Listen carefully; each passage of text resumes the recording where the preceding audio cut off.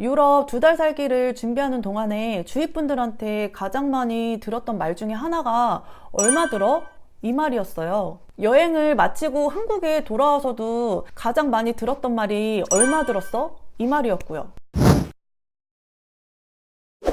안녕하세요, 배여사입니다. 오늘은 배여사네 가족이 유럽에서 2달 동안 지내면서 총 얼마의 비용이 들었는지 말씀드리려고요. 일단 먼저 간략하게 어떤 여행을 했는지 말씀을 드리면, 인원은 7살 아들과 저 그리고 남편 이렇게 포함해서 3인 가족이었어요. 기간은 2019년 1월 26일부터 2019년 3월 27일까지였어요. 여행을 한 나라는요, 포르투갈하고 스페인이었고요. 포르투갈에서 한 달, 스페인에서 한 달 이렇게 지냈어요. 유럽 여러 나라를 돌아다니면서 다양하게 경험을 해보는 것도 좋겠지만, 이번 여행에서는 이제 한 도시에 오랫동안 머물면서 이 도시만의 분위기를 제대로 한번 느껴보고 싶었어요. 사실 한 달 동안 지낸다고 해서 그 도시에 대해서 다 알 수는 없겠지만, 유명 관광지만 스치듯 지나갔던 이제 지난 여행들과 비교를 해보면 훨씬 더 많은 걸 느끼고 경험할 수 있었어요. 유럽 2달 살기를 준비하는 동안에 주위 분들한테 가장 많이 들었던 말 중에 하나가 얼마 들어? 이 말이었어요. 여행을 마치고 한국에 돌아와서도 가장 많이 들었던 말이 얼마 들었어? 이 말이었고요. 여행을 떠나는데 가장 중요한 거는 바로 돈이구나, 이런 생각이 들기도 했어요. 그래서 오늘은 많은 분들이 궁금해하시는 어디에 얼마를 썼는지 샅샅이 정리해 볼게요. 제 여행 기록이기도 하고요. 더하지도 않고 빼지도 않고 있는 그대로 정리해봤어요. 바로 시작할게요. 크게 유럽 2달 살기에 들어간 돈은 항공, 숙박, 교통비, 통신비, 보험료가 있었어요. 먼저 항공권부터 말씀드릴게요. 제가 여행했던 시기는 2019년 1월 말에 출국을 해서 3월 말에 입국하는 일정이었는데요. 비행기표는 2018년 8월에 이제 예매를 했으니까요. 거의 떠나기 6개월 전에 예약을 한 거였어요. 많이들 아시다시피 스카이스캐너나 카약, 네이버 항공, 각종 항공사들 홈페이지를 돌아다니면서 가격을 비교해봤어요. 일단 가격보다 더 중요했던 게, 제가 유럽은 처음이라서, 그리고 장거리 여행은 해본 적도 없어서 진짜 많이 불안했거든요. 외국 항공사 가격이 조금 싸긴 했는데요, 비슷한 가격이라면 있잖아요, 웬만하면 국적기 타고 싶었어요. 그래서 이리저리 알아보다가 에어프랑스에서 나온 티켓을 봤는데요, 티켓 판매는 에어프랑스에서 하지만 실제로 운항하는 거는 대한항공에서 하더라고요. 스카이팀인가 뭔가 항공사들끼리 연결해서 하는 거래요. 근데 저는 아직까지도 그게 무슨 원리인지는 잘 모르겠는데요, 아시는 분 있으시면 좀 댓글로 남겨주세요. 대한항공 꼬리칸을 타고 갔지만 나름 편안하게 잘 다녀왔어요. 저희 일정이 갈 때는 이제 인천공항에서 파리공항을 경유해서 리스본으로 들어가는 항공권이었고요. 올 때는 마드리드에서 암스테르담으로 경유를 해서 인천공항으로 들어오는 항공권이었어요. 파리에서 리스본 갈 때와 마드리드에서 암스테르담을 갈 때는 유럽 저가항공을 이용을 했고요. 그 외에 장거리 비행을 할 때는 대한항공을 이용을 했어요. 유럽 저가항공에 대한 악명이 너무 높다고 해서 살짝 불안하긴 했는데요, 저희는 수화물 분실이나 연착되는 게 전혀 없었고 일정대로 척척 진행했어요. 그래서 약간 재미도 좀 없었어요. 이렇게 해서 항공권 가격은요 233만 6,900원이고요 1인당 한 70만 원 정도 조금 넘는 가격이었어요. 두 번째는 숙소에 대해 말씀드릴게요. 이번 여행에서 지냈던 숙소는 총 5곳이었어요. 실제로 한 달 살기를 진행한 포르투갈의 포르투와 그리고 스페인의 세비야를 제외한 나머지 3곳은 이동하면서 잠시 머물렀던 곳이었어요. 숙소 예약은 모두 에어비앤비를 통해서 예약을 했고요. 숙소는 진짜 싼 곳부터 비싼 곳까지 정말 다양하게 많았는데요. 저희는 미리 예산을 짜놓은 그 범위 내에서 벗어나지 않기 위해서 이제 노력을 많이 했거든요. 가격과 위치, 숙소 컨디션을 다 충족시킬 수는 없겠더라고요. 어느 하나는 반드시 포기해야만 했어요. 그래도 잠시 스쳐 지나갔던 리스본, 라고스, 마드리드를 제외한 나머지 포르투, 세비야 숙소는 한 달 살기에는 나쁘지 않은 선택이었던 것 같아요. 일단 포르투 숙소는 위치와 가격이 정말 좋았어요. 이제 방이 원룸 형식이라 살짝 좁기는 했는데 창이 이렇게 넓게 뚫려져 있어서 이렇게 답답한 감이 그렇게 많진 않았어요. 가격도 1박에 4만 원 선이라서 이게 포르투에서 3인 가족이 이 가격으로 이런 숙소를 구하기는 쉽지 않거든요. 전체적으로 리모델링이 깔끔하게 돼 있어가지고 더럽거나 불편하다고 느껴본 적은 없었고요. 반면 세비야 숙소는 포르투 숙소에 비해서 조금 비싸기는 했어요. 1박에 7만 원대였는데요.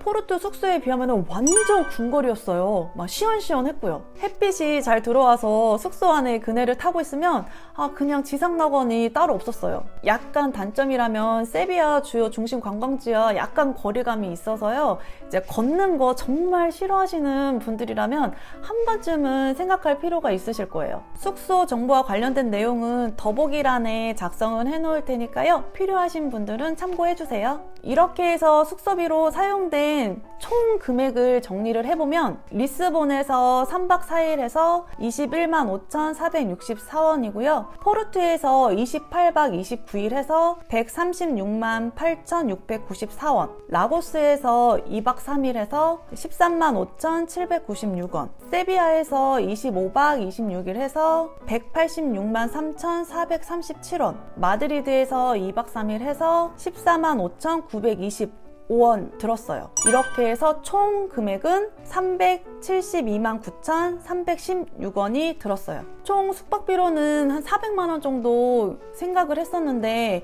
예상보다는 좀 적게 들었네요. 개인의 취향과 선택에 따라서 이제 숙소비는 달라질 수도 있으니까요. 자신의 예산 범위 내에서 이제 합리적으로 선택하시길 바랄게요. 저희는 한정된 돈에서 버텨야 했던 여행자라서 그래도 최선의 선택을 했답니다. 그 다음은 생활비를 말씀드릴게요. 생활비와 관련된 얘기는 이미 저번 영상에서 자세히 말씀드려서 이제 더보기란에 포르투 생활비와 세비야 생활비에 관련된 영상 링크 걸어 놓을 테니까요. 거기에 가셔서 참고해 주시면 될 것 같아요. 결론만 말씀드릴게요. 포르투갈에서 사용한 비용은 총 169만 원이고요. 스페인에서 사용한 총 금액은 159만 원이었어요. 생활비 내역에는 식비, 교통비, 관광비, 통신비가 포함이 되어 있어요. 이렇게 해서 2달 동안 사용한 총 생활비는 328만 원입니다. 처음 여행 계획할 때는 이제 생활비로 이제 300만 원에서 400만 원 정도 예산을 책정했어요. 한 번도 유럽은 다녀와 본 적이 없어서 물가가 어느 정도인지 이제 감은 잡히지도 않고 가서 이제 쓰는 추가 비용이 얼만큼 드는지를 잘 모르니까 이제 예산 금액을 400만 원 안쪽으로만 가서 쓰자는 생각으로 갔거든요. 제가 예상했던 비용보다 좀 적게 나와서 뿌듯했어요. 알뜰한 남편 덕분이기도 했고요. 그렇다고 2달 동안 유럽에서 지내면서 먹고 싶은 거 못 먹고 하고 싶은 거 못 하면서 찌질하게 살다 오진 않았어요. 그 다음엔 도시간 이동에 사용한 교통비를 말씀드릴게요. 제가 항공권을 싼 것만 찾다 보니까 이상하게 루트가 꼬였어요. 원래 일정은 포르투갈의 포르투로 들어가서 한 달 정도 살고 그리고 스페인 세비야로 넘어와서 한 달 동안 산 다음에 출국을 하려고 했었는데요. 아무리 찾아봐도 이 루트로 가는 비행기 값이 너무너무 비싼 거예요. 제가 원하는 항공사도 없었고요. 그래서 입국하는 도시를 이리저리 바꿔보다가 리스본으로 들어왔다가 마드리드로 이제 나가는 그 비행기표 값이 좀 저렴하더라고요. 그런데 여기서 하나 놓친 게 있었는데요. 그때는 비행기 항공료만 생각을 했지 도시간에 이동하는 교통비는 생각을 못했던 거예요. 여행 초짜들이 흔히 하는 실수 같아요. 도시간 이동할 때 드는 교통비도 정말 만만치 않았는데요. 저는 요번에 총 4번 이동을 했어요. 리스본에서 포르투로 가는 기차 비용이 66,586원이고요. 포르투에서 라고스 가는 기차 비용이 128,871원, 그리고 라고스에서 세비야로 가는 버스 비용이 87,866원, 그리고 세비야에서 마드리드로 가는 렌페 가격이 194,325 5원이에요. 그래도 포르투 인, 세비야 아웃 항공료보다는 저렴하긴 했지만 도시 간에 이동을 하는 데에서는 좀 고생을 좀 했거든요. 뭐 어찌됐건 이렇게 해서 도시 간 이동에 사용된 교통비를 총 합해보면 47만 7,648원입니다. 아, 그리고 스페인에서 세비야로 넘어갈 때 이제 스페인 기차 렌페를 이용을 했는데요. 렌페가 정말 빠르고 좋긴 한데 정말 비쌌어요. 일찍 예약하면 정말 싼 값에 예매를 할 수 있었는데 저희는 차일피일 미루다가 2주 전에 예약을 해서 좀 비싸게 주고 했어요. 그러니까 한국으로 따지면은 서울에서 부산까지 가는 KTX 1인당 한 7만 원 정도 타고 간 셈이에요. 일정이 정해져 있으시다면 미리 꼭 예약하세요. 저희는 예약하면서 이게 속이 좀 많이 쓰렸거든요. 이 점도 꼭 참고해 주세요. 마지막으로 보험료를 말씀드릴게요. 출국하기 전날까지 여행자 보험을 들까 말까 고민이 많았거든요. 은근 보험료가 비싸더라고요. 이전 여행할 때는 저희가 여행자 보험은 따로 안 들고 여행을 했었는데 이번 여행은 이전 여행과는 좀 다르잖아요. 기간도 길고 뭐 거리도 멀고 뭐 살짝 춥다고도 하고요. 저랑 남편만 생각했으면 보험을 안 들었을 텐데 이제 혹시나 저희 아들이 다치거나 아플 수도 있으니까 걱정이 되더라고요. 유럽은 병원비가 하도 어마어마하다는 말도 많이 들어서 좀 겁도 났어요. 그래서 출국하기 하루 전날에 여기저기 알아봤는데요. 그래서 알아보니까 이제 종류가 뭐 기본형, 안심형, 뭐 고보장형 이렇게 나눠져 있더라고요. 기본형과 이제 고보장형의 금액 차이는 많이 안 나서요. 저희는 기본형보다는 고보장형으로 선택을 했어요. 저희 3인 가족이 2달 동안 이제 보험료로 사용한 총 금액은요. 14만 2,700원입니다. 결론적으로 다치거나 뭐 도난을 당하거나 뭐 아프지는 않아서 보험 혜택은 받지는 못했지만요. 그래도 아무 별탈 없이 이제 돌아와서 참 다행인 거죠. 이렇게 해서 배어산의 가족이 총 2달 동안 유럽에서 지내면서 사용한 총 비용은요. 두구두구두구두구두구두구두구두구 996만 6,564원입니다. 원래 예상한 금액은 1,000만 원에서 1,200만 원 정도 예상을 하고 여행을 준비했는데요. 예상한 금액보다는 적게 나왔어요. 제가 말씀드린 총 여행 경비에서는 제 개인적으로 쇼핑한 거랑 이제 선물 사는 거는 제외를 했어요.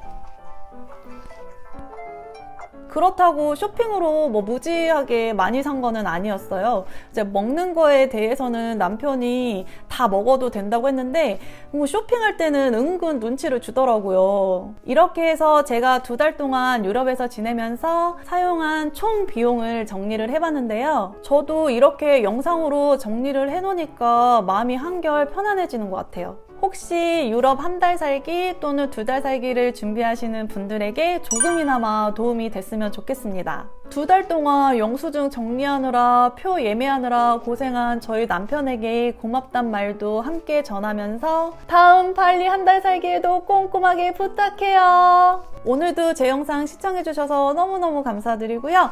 다음 영상 때까지 건강하세요.